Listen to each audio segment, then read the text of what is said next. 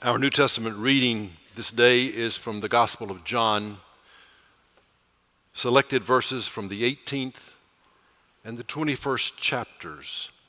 They're not exactly the verses that are noted in the bulletin, so they won't work out with your page numbers, so I just invite you to listen, if you will. Let us listen to hear the Word of God.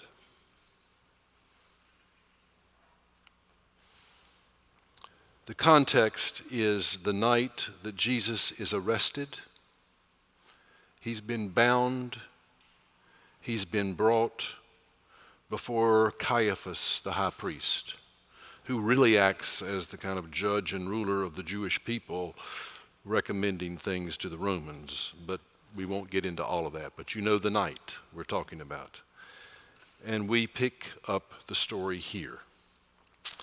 Simon Peter and another disciple followed Jesus, that is, followed Jesus to Caiaphas' house. Since that disciple was known to the high priest, he went with Jesus into the courtyard of the high priest. But Peter was standing outside the gate. So the other disciple, who was known to the high priest, went out, spoke to the woman who was guarding the gate, and brought Peter in. The woman said to Peter, "You are not also one of this man's disciples, are you?" He said, "I am not." Now the slaves and the police had made a charcoal fire because it was cold, and they were standing around it and warming themselves. Peter also was standing with them and warming himself. They asked him, "You are not also one of his disciples, are you?" He denied it and said, "I am not." One of the slaves of the high priest, a relative of the man whose ear Peter had cut off, asked, "Did I not see you in the garden with him?" Again, Peter denied it. And at that moment, the cock crowed. And then from chapter 21, after the resurrection, we hear this. Simon Peter said to them, that is, to the other disciples, "I'm going fishing." They said to him, "We will go with you."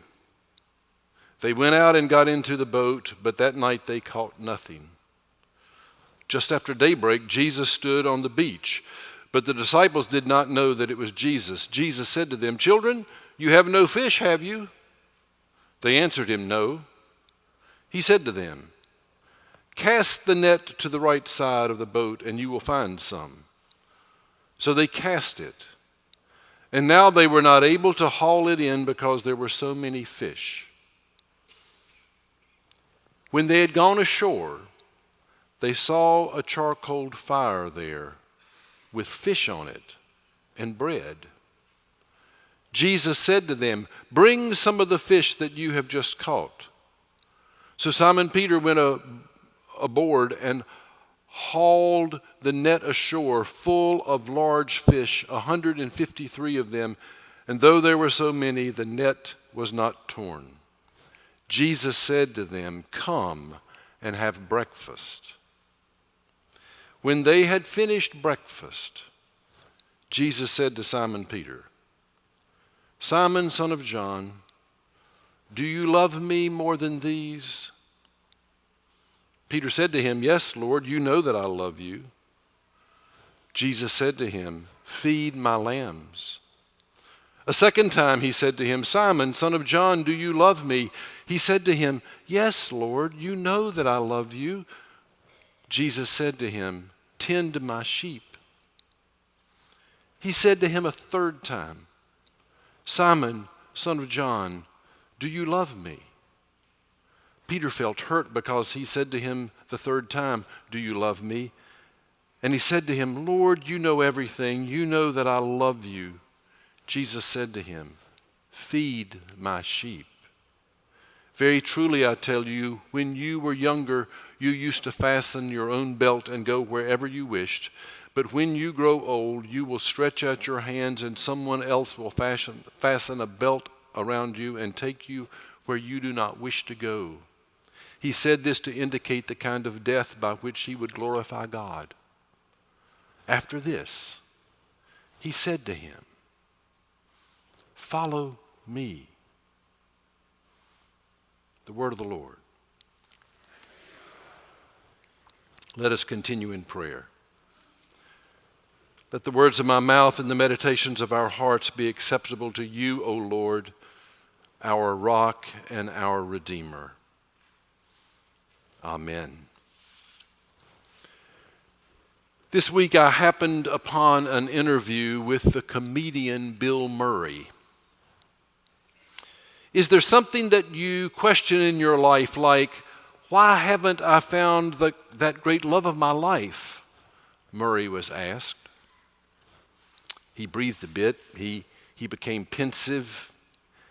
Well, I do think about that. I'm not sure what I'm getting done here, sounding like he had just been handed a mystery he was not eager to solve at all. What has stopped you from getting in touch with you? The interviewer asked. Pausing, Murray replied, "What stops us from looking at ourselves and seeing ourselves is that we're kind of ugly if we look really hard. We are not who we think we are. We're not as wonderful as we think we are." At some level in our soul, we know that, don't we? We know there is ugly stuff we have tried to bury down there somewhere. We don't want to mess with it. We want to just let it lie. So it stops us. It stops us from engaging fully, from living fully. I believe that happens to us as individuals. I also believe that happens to us as a community. A community in which I once worked had buried some stuff. It knew that stuff was down there, but it didn't want to dig at it. It just hoped it would stay buried. It was and it is a wonderful community. Many of you know it.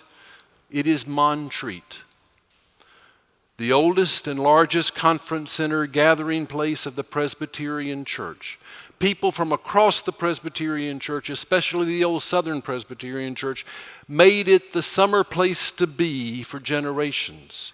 Women's conferences, men's conferences, mission conferences, worship and music conferences, summer clubs, which is a kind of day camp for children. All sorts of things like this went on in Montreat.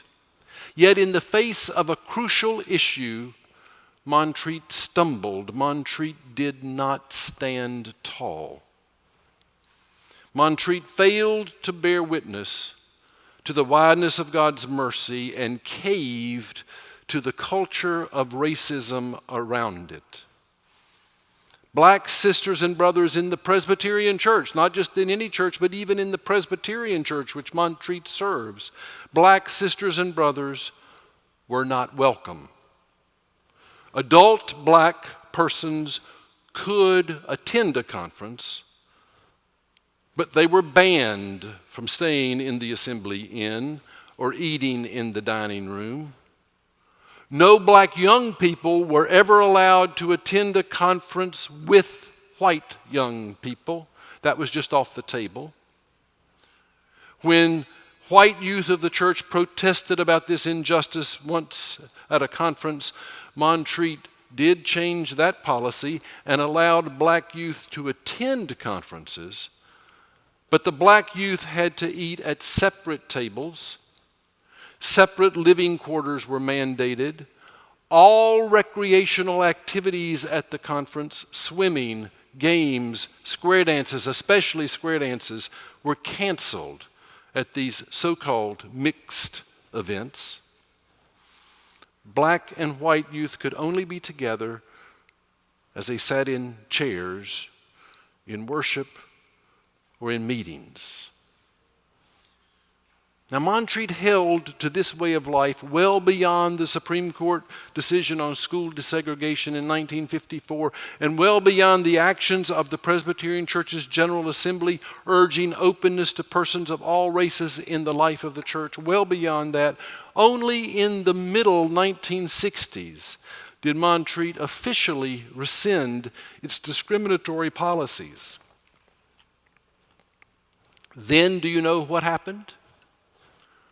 Nothing happened. Nothing.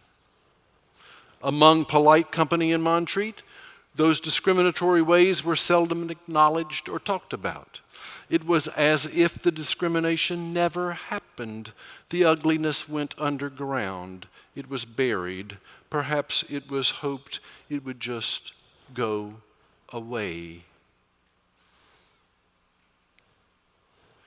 We encounter a person in our text today who had buried some ugliness and likely just wanted it to stay buried, just go away.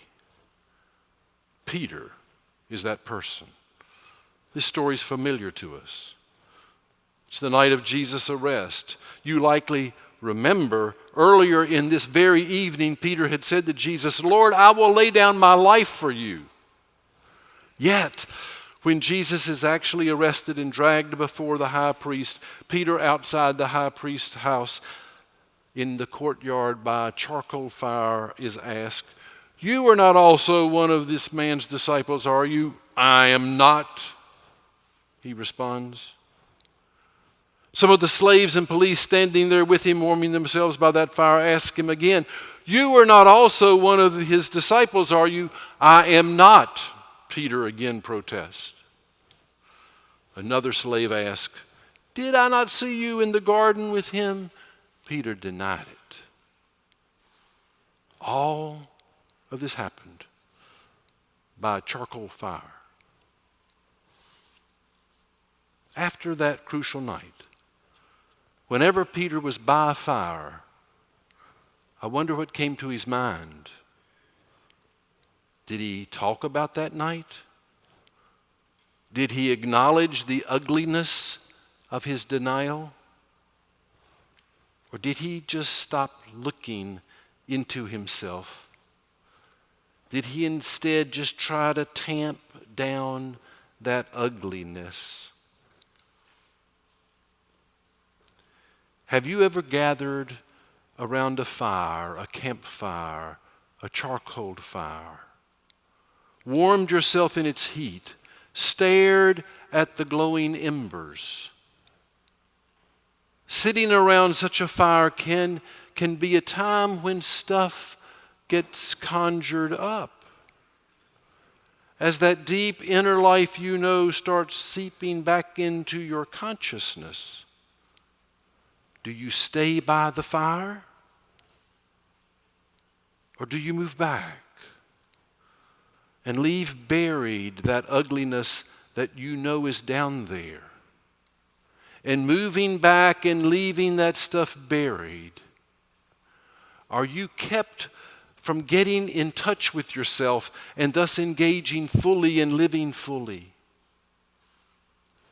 We all have a hunch about what is deeply buried in us, don't we? We have a hunch about what is down there. The ways we have failed to stand up when duty has called us to act. The ways inhibited by concerns about our career or social acceptability, we have turned away from seeking justice or extending mercy. The ways we have betrayed promises we have made, especially to those closest to us. We have a hunch about what is down there. And we also have a hunch about what is down there in this community we so love, this congregation, don't we? Now, what a congregation it is. Dr. Gammon, your first pastor, got it right as he told Dr. Jones just as he was about to succeed him. These people are like a pack of horses. You try to guide them, but every now and then you just have to get out of the way. Indeed so. What leadership is here, what initiative is taken, how engaged in spreading the justice and love of the gospel of Jesus Christ this congregation has been in this city and this world for almost 90 years, how focused this church has been on shaping disciples in the thousands to live out the love of Christ in places of daily life.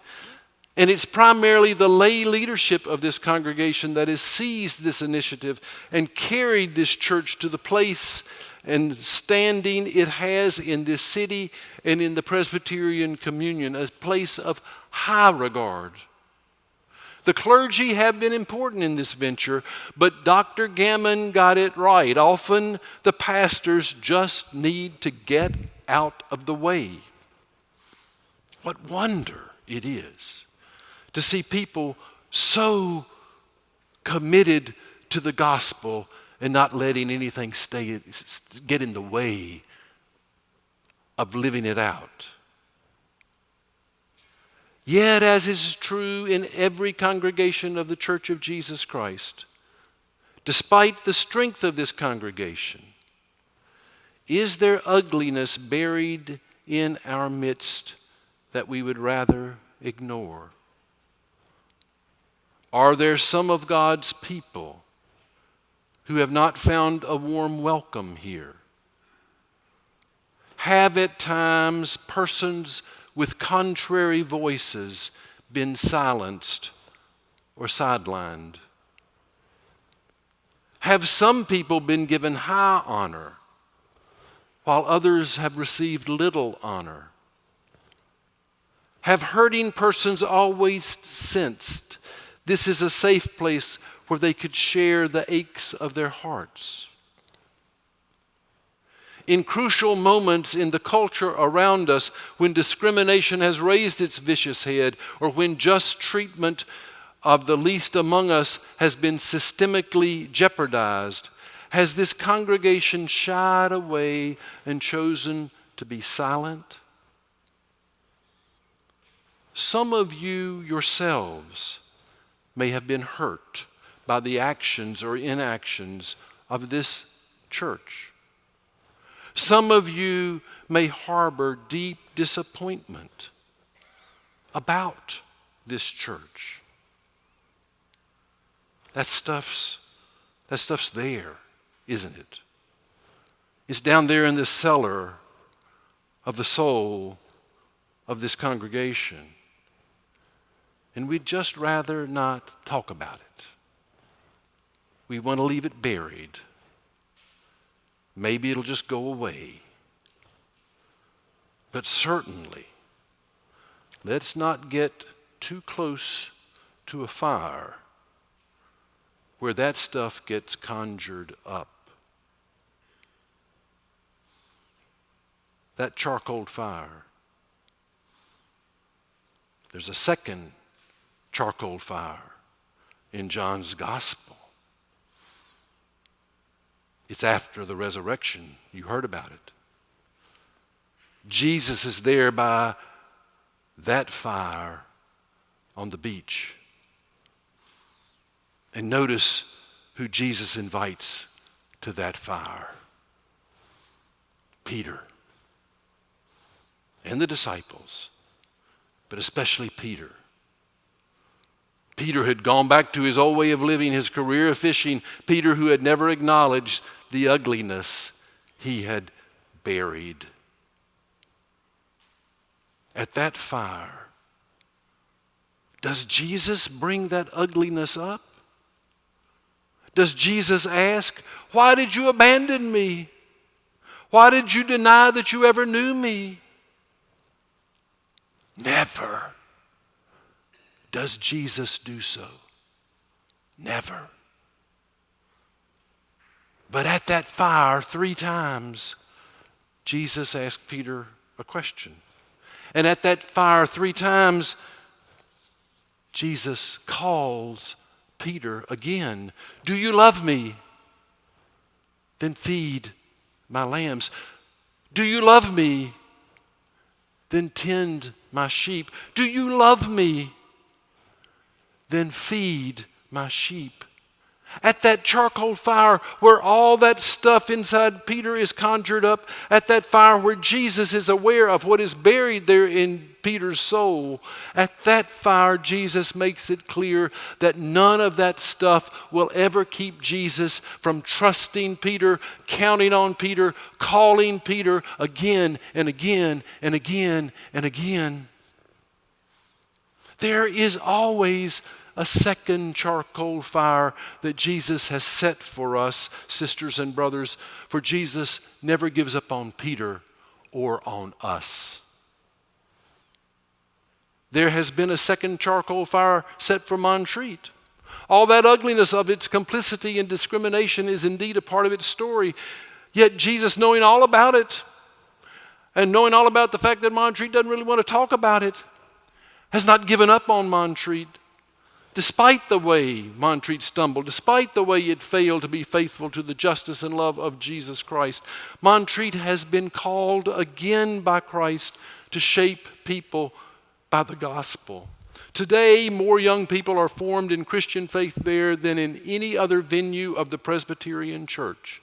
Over 6,000 young people participate in its program every summer, and they are black and white and brown all together. In fact, almost 70 young people from this congregation and Greer Heights together, a biracial group, just returned from there. And there they lived together, they ate together, they prayed together, they played together. There's been a second charcoal fire from Montreat where Jesus has called that community again and trusted it again to tend Christ's sheep.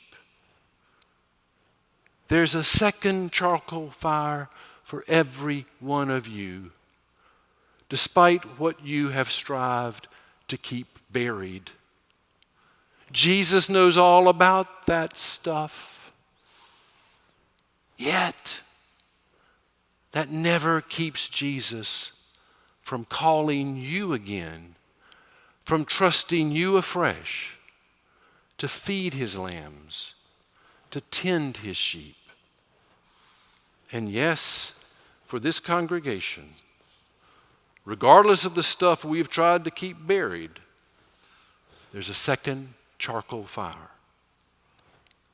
None of the ways this congregation has or will disappoint Jesus, fail Jesus, deny Jesus, abandon Jesus, will ever stop the risen Jesus from calling and trusting this congregation afresh to shepherd all God's flock in this city and world who need such tending and feeding. Around that charcoal fire, it is, as Yogi Berra so ineptly put it, Deja vu all over again. It is there that Jesus never gives up on us, but instead trusts us and calls us again and again and again and again, regardless of what we have done or failed to do, to follow him. He chooses us, always. You know, you've done something I've never known a congregation to do, ever. And I've been around the church a long time. This past year, you built a fire pit over on the far side of the outreach center. Now, what I've heard is that it was built mainly for our young people, for our cross program, for our scouts, and perhaps it was. And I know a fire is lit in it only upon occasion, following specific procedures to make sure we don't burn down the neighborhood. Likely, most of you have never seen it. Nevertheless, I wonder if it might be one of the more sacred places on this campus, a place where Jesus becomes more real to you. Therefore, you might want to keep the fire burning in it more often. For what might happen if you stopped by over there as an individual, or gathered over there around that fire as a congregation from time to time? Around that fire, would you hear the voice saying to you, "Do you love me? Then feed my lambs. Do you love me? Then tend my sheep. Do you love me? Then feed my sheep."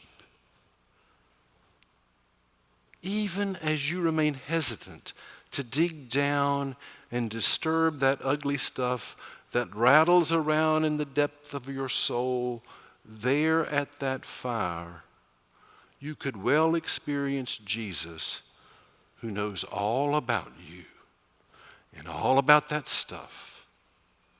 You could experience him calling you afresh, trusting you again to follow him, to be his body in this world he so loves. Imagine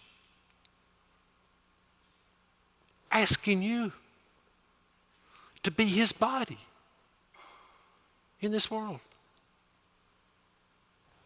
Stunning. Seeing that fire, feeling its heat. People of God here at Myers Park Presbyterian Church, know afresh that Jesus never, ever, ever gives up on you. That's the truth. Thanks be to God. Amen.